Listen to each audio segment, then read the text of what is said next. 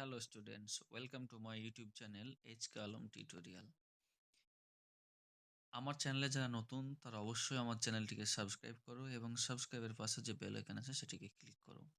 আমি তোমাদের এই নতুন ভিডিওয় ক্লাস 10 এর যে ইংরেজি বিষয় রয়েছে সেই ইংরেজি বিষয়ের সাজেশন পত্র নিয়ে চলে এসেছি। তো তোমরা দেখতেই পাচ্ছ সিনটা দেওয়া হয়েছে, সিনটা দেখো।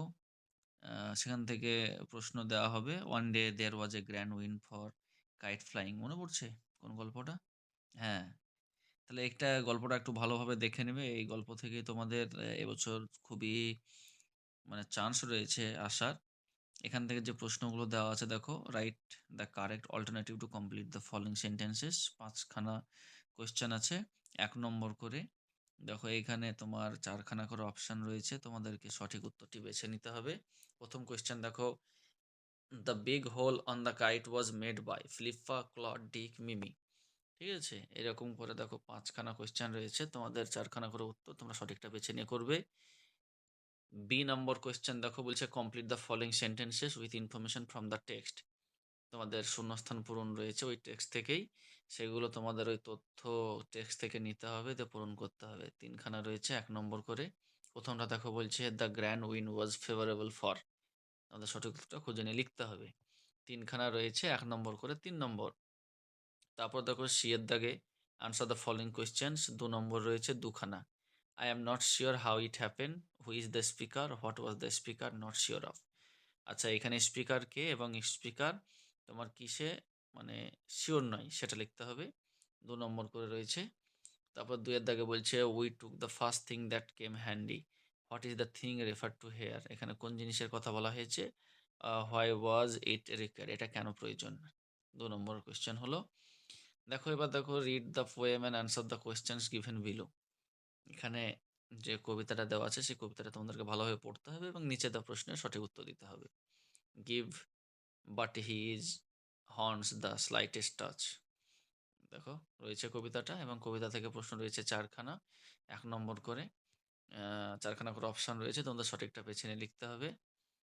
The snail dislike touching his face, tentacles, body, টেল।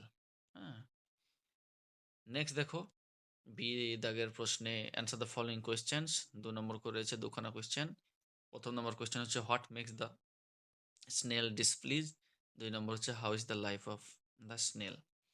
এবার আমরা আসি আনসিন। আনসিন দেখো এখানে একটা আনসিন দেওয়া হয়েছে, খুবই গুরুত্বপূর্ণ একটা আনসিন আর্যদেরকে নিয়ে। তোমরা একটু দেখে নাও ভালোভাবে।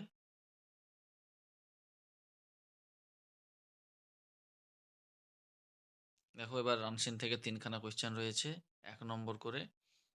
তোমাদের বেছে নিয়ে লিখতে হবে। দেখে নাও। তারপর দেখো বি এর question, fill in the following with information from the passage. Passage থেকে তোমাদেরকে তথ্য নিয়ে এগুলো শূন্যস্থানটা পূরণ করতে হবে। ৭ খানা রয়েছে ১ নম্বর করে, অর্থাৎ মোট ৭ নম্বর রয়েছে। দেখলে?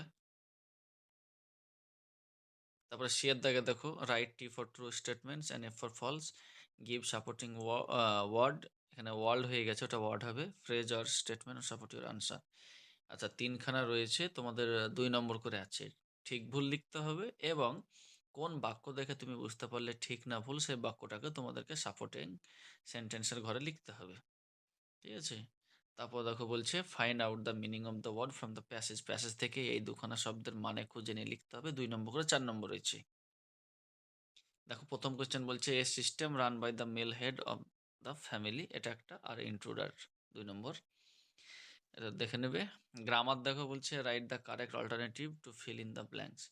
আচ্ছা, এখানে দেখো ৩ খানা করে অপশান রয়েছে। সঠিক যে অপশানগুলো রয়েছে সেগুলোতে শূন্যস্থান পূরণ করে লিখতে হবে। এখানে ৩ খানা আছে ১ নম্বর করে, ৩ নম্বর।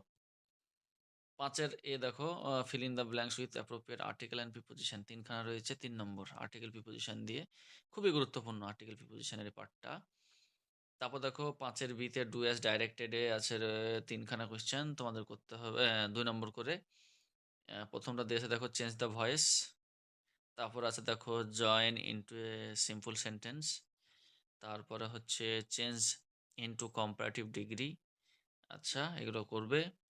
তারপরে দেখো সি দাগে আছে write the correct phrasal verb of the in the blanks change the form where necessary. তোমাদেরকে ফ্রেজাল ভার্ব বসাতে হবে এবং যেখানে প্রয়োজন আছে সেখানে পরিবর্তন করে বসাবে। এটাই বলা আছে।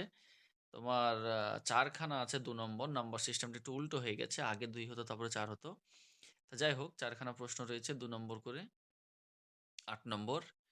দেখো এখানে লিস্টও দেওয়া রয়েছে। তোমরা লিস্ট থেকে খুঁজে নিয়ে লিখবে। সবশেষে দেখো রাইটিং স্কিল রয়েছে। রাইটিং স্কিলে তোমার এখানে একটা প্যাসেজ দেওয়া আছে। তোমাদেরকে এখান থেকে লিখতে হবে। প্রশ্নটা হচ্ছে look at the stages and write a paragraph describing the process by which you can make wood substitute from polythene. আচ্ছা এটা লিখবে।